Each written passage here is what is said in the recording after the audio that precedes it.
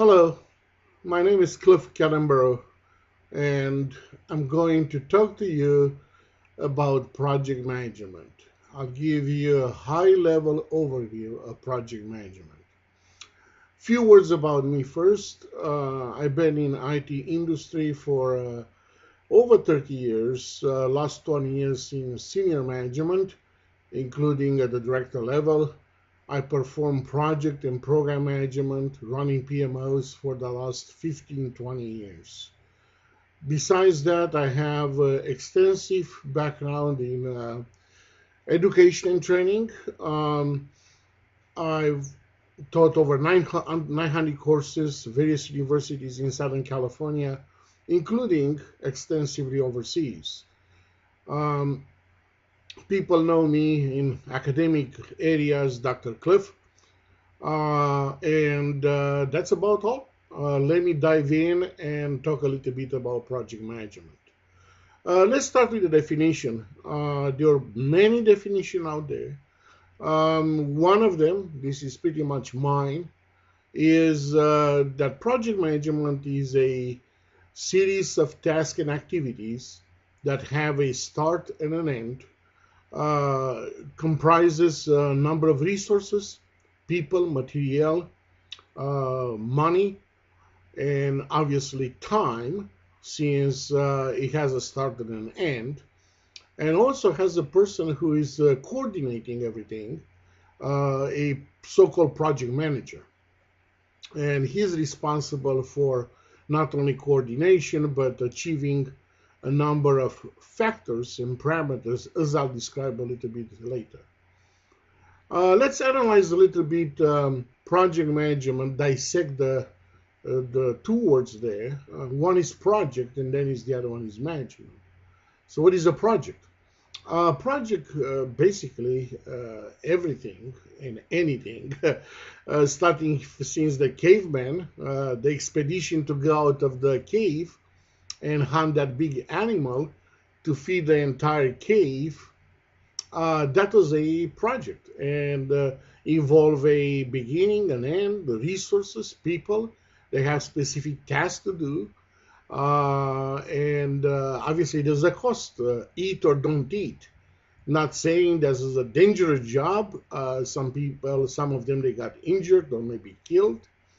They had also a project manager, the leader of that group of people.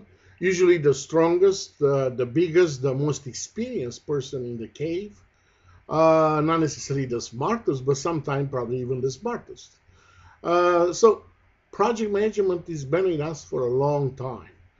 I have here a long list I can talk about type of projects, mega constructions during the human history for the past 10,000 years or so. And also, I can add to that military expeditions. They're also projects. They involve all the components of what makes a project. Anywhere starting with pyramids and building the Great Wall of China, all the way to putting the man on the moon, and many, many other projects. They're example of projects and project management. And as I said, if you look to every single one of them, they have the same components. I'm going to describe to you a little bit in the next few minutes. Also, as I mentioned to you, there are a number of military expeditions that, again, they have the same components, the same characteristics of a project. Starting with Alexander the Great, and then ending with historic battles, World War II, and many others in between. Involves people, involve start and an end, involves resources, and the leader of that or the commander of that expedition or conquest or defending the nation was the project manager to some extent. You'll see in that person, if you analyze it, all the characteristics I'm going to describe a little bit later. Now, the other word here is management. management has been with us also for a long time, even though we didn't call it management. Um, it's only in the past 150 years, maybe 200 years since the Industrial Revolution, when the formality of what management it's all about has been developed and pretty much stable at this point. I would say by 1950s, the concept of the main ingredients, what management is all about, have been coined and explained and settled. But still, starting then, management is more and more replaced the concept by leadership. So if you look at the classical definition of management, which is performing five functions: planning, organizing, staffing, monitoring, and control. That's what pretty much a manager does. If you are a manager or you are not and you observe one of your bosses, that's what they do every day. They make decisions, that's their role and job. But in order to make decisions, they need to plan for anything they do, a task or a project. They need to organize it properly, assign people to that. That's very important. Right people for the right task.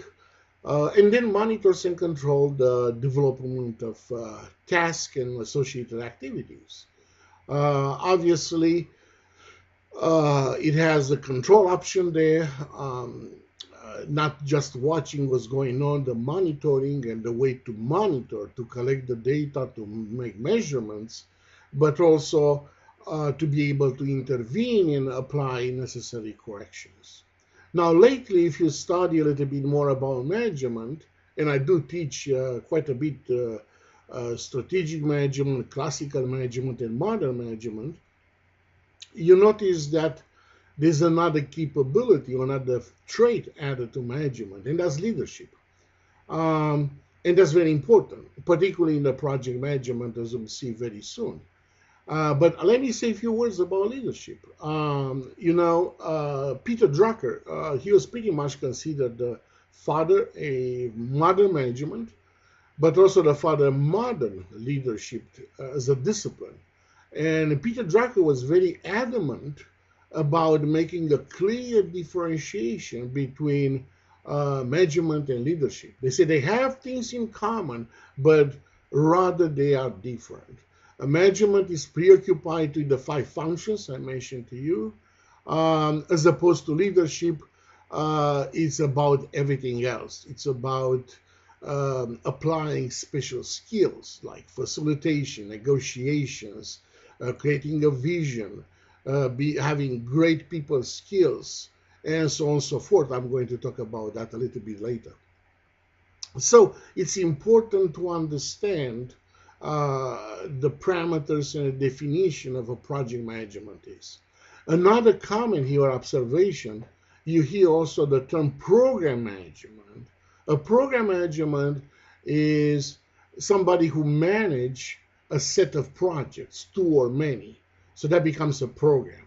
And without the program management, actually fairly similar to project management, but not the same, involves different issues and such as setting priorities, allocating resources. Since you have on the table, let's say, several projects, how you allocate priority and resources, particularly when they compete against each other. And with that is linked the concept of PMO. I started PMOs, I ran PMOs, I've been part of PMOs for many years. Actually, a few years ago, I wrote a paper about an integrated modern PMO and presented that paper to one of the PMI chapters in Alhambra. And again, a PMO is more like an office that offers governance of all these projects, standards, and in particular, informing executive management through dashboards and all other techniques.